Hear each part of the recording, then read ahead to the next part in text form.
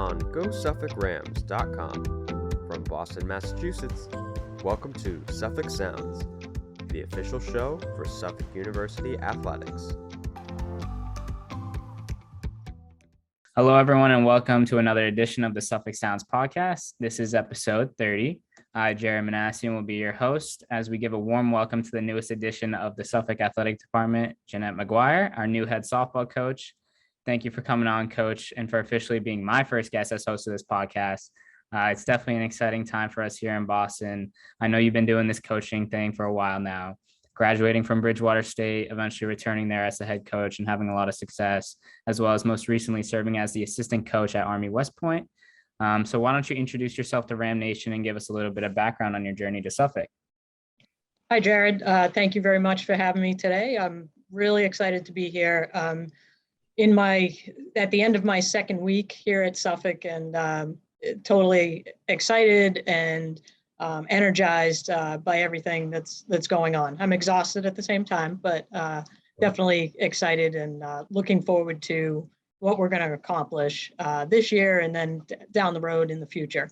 My journey here has been a lot of twists and turns, but generally speaking, I've stayed in collegiate coaching and athletics and recreation.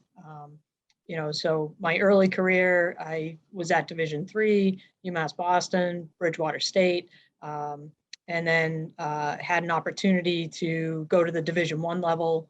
Started off at Brown University with a former colleague of mine, Dee Dee Enebenter, who was a legend at Bridgewater, so it gave us a second opportunity to coach together after her D1 experience at San Jose State.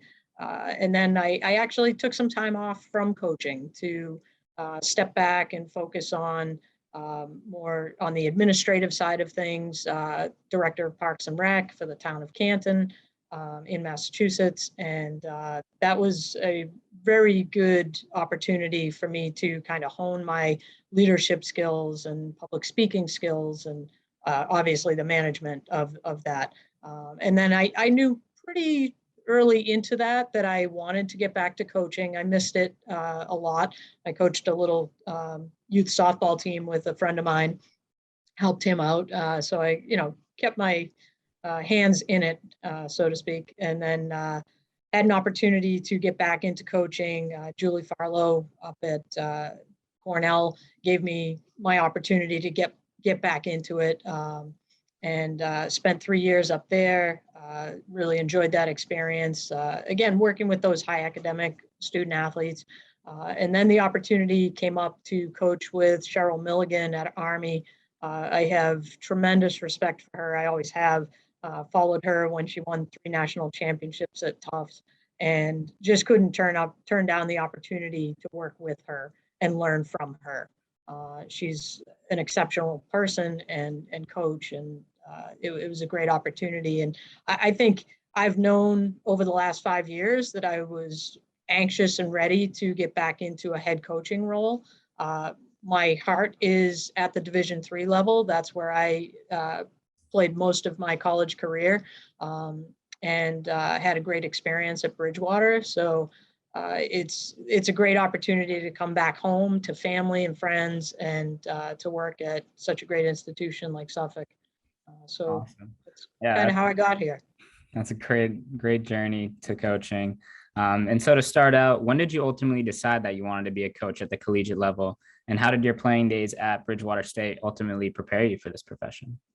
Yeah, I think I knew I wanted to be a coach at a very young age. I think I always envisioned that I would be teaching and coaching. So maybe, teaching elementary school and then coaching, a high school team. I don't think when I was growing up that I knew this could be a profession by itself. And it wasn't until I played at Bridgewater, we competed at the national level there. And had the opportunity, again, Dee Dee Enebenter gave me my first collegiate coaching job. Shortly after I graduated, she asked if I was interested, found a way to go to grad school and coach. at Bridgewater, and it just kind of came together. Like the opportunities presented themselves. I did some soccer, high school coaching as well at that time. And, it just kind of evolved over time. I still think early on, I still didn't know that it was going to be, a full-time job. It wasn't until 5 years of being an assistant at Bridgewater part-time and doing a lot of other things that the opportunity to coach full-time presented itself. Mm-hmm. I know. And what was it like returning to coach at your alma mater, Bridgewater State, and having so much success there, winning 7 consecutive regular season MASCAC championships, making 5 regional NCAA appearances? So you had a lot of success there. And what did that mean to you at your alma mater? I think I was proud of the success that we had. I still feel like we came up a little shorter than I would have liked, typical coach response. Mm-hmm. It was a challenge, I think, more than anything, to follow in Dee Dee's footsteps. She's the winningest coach at Bridgewater State. I have the utmost respect for her. She was my coach. She was a mentor. She taught me a lot about the game. But in our multiple opportunities to work together, and we had lunch not too long ago. We keep in touch. She's always a good sounding board for me, and I think both of us grew over the years. And I certainly have grown as a coach and as a person, and she had a lot of influence on that. I appreciate the opportunities I had at Bridgewater. I worked with a lot of great people that I still keep in touch with. And, I'm proud of the job we did. If I could go back, I would do a lot of things very differently. Yeah, I know you've had a lot of great mentors along the way, such as Dee Dee and Cheryl Milligan. How have each of these mentors kind of molded your coaching style and philosophy? Yeah. Well, I guess the biggest thing is building relationships. I found that maybe in my early career, I was missing the boat on that a little bit. That's something I've worked harder on in recent years, and certainly will work on here at Suffolk to establish those relationships with the players. Because once you've established a good relationship, then when you place expectations on people, they understand where they're coming from.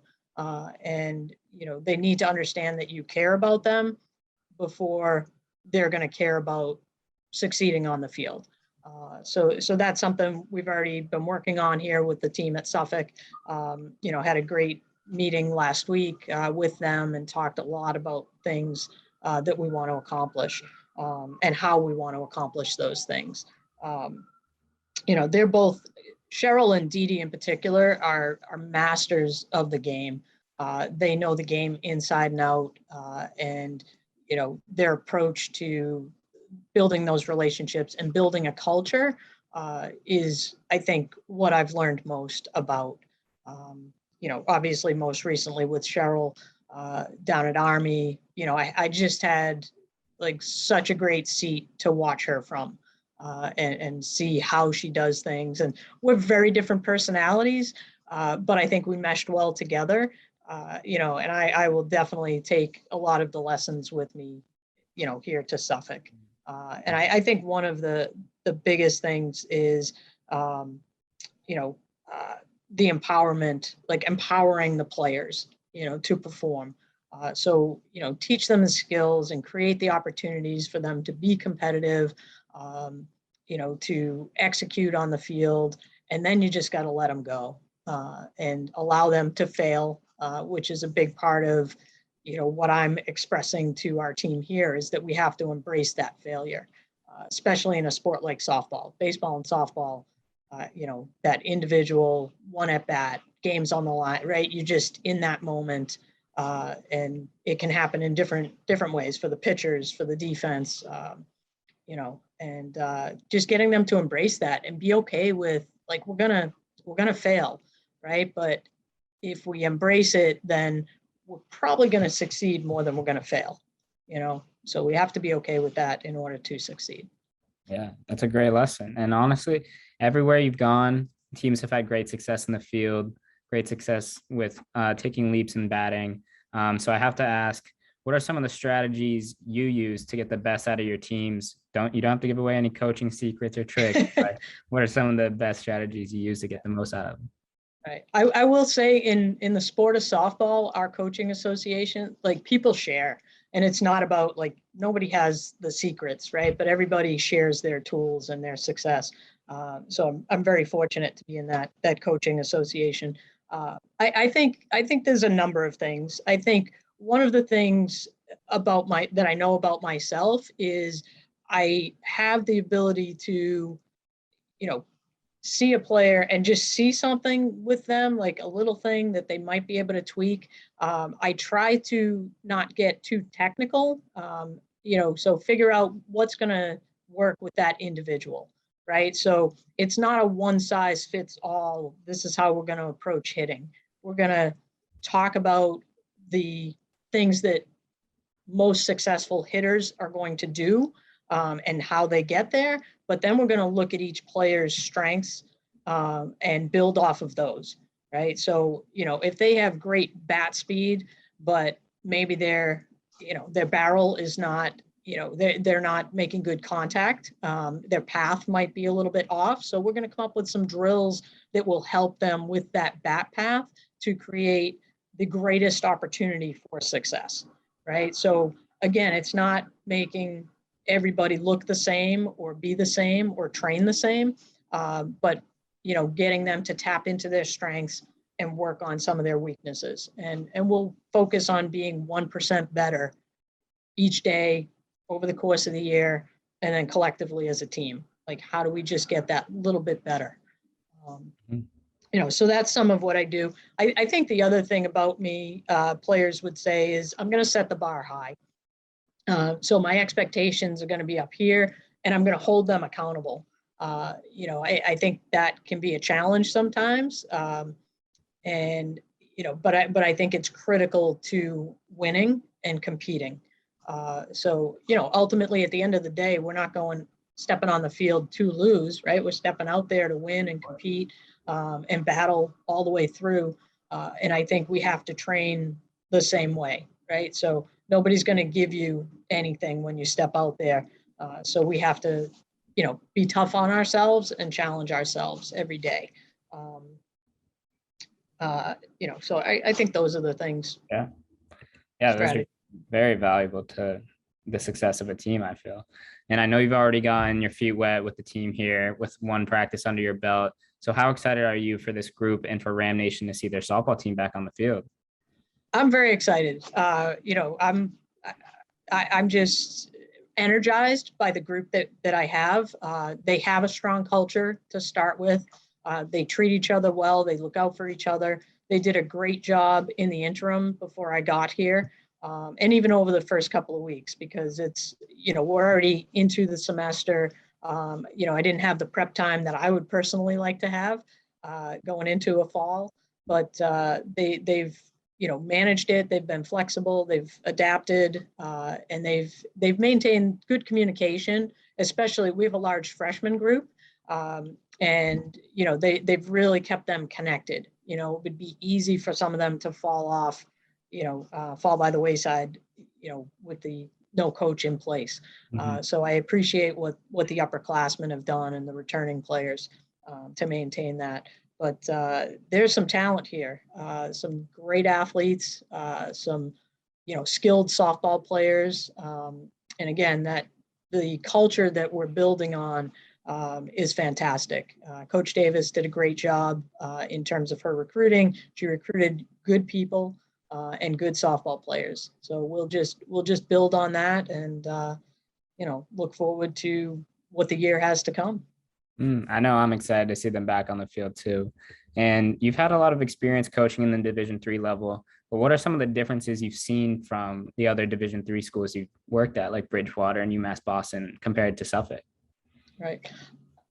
I guess I don't see a lot of difference.